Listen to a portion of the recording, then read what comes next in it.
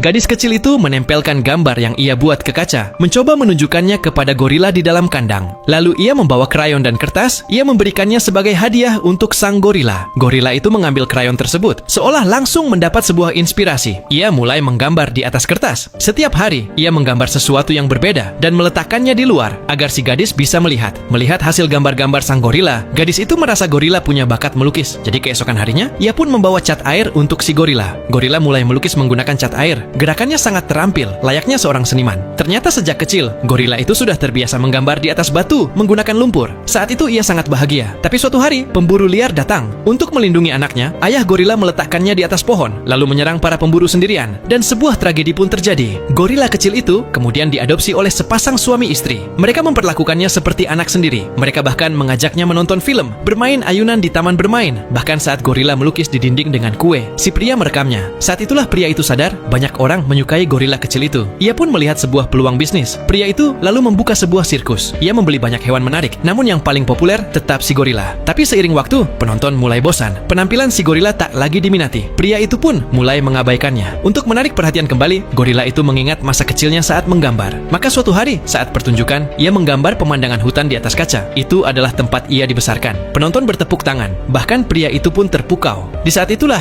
gadis kecil melihat mata si gorila dan sadar, gorila itu sangat rindu pulang ke alam liar. Gadis itu lalu meminta bantuan seorang jurnalis. Berita tentang si gorila pun tersebar luas. Semua orang tersentuh dengan kisahnya. Mereka menyerukan agar gorila dilepaskan. Gorila itu tersenyum. Akhirnya, pria itu menghubungi Asosiasi Perlindungan Hewan untuk memulangkan semua hewan ke alam. Sebelum pergi, pria itu masuk ke kandang untuk berpamitan dengan gorila. Ia menunjukkan foto kebersamaan mereka. Si gorila pun juga berterima kasih. Baginya, pria itu adalah ayah keduanya. Namun ia tahu tempat itu bukanlah rumahnya. Keesokan harinya, gorila itu dikembalikan ke hutan lindung nasional. Keinginannya akhirnya terwujud. Ini adalah film yang diadaptasi dari kisah nyata. Sekarang pertanyaannya, apakah kamu mau berteman dan mengadopsi gorila ini?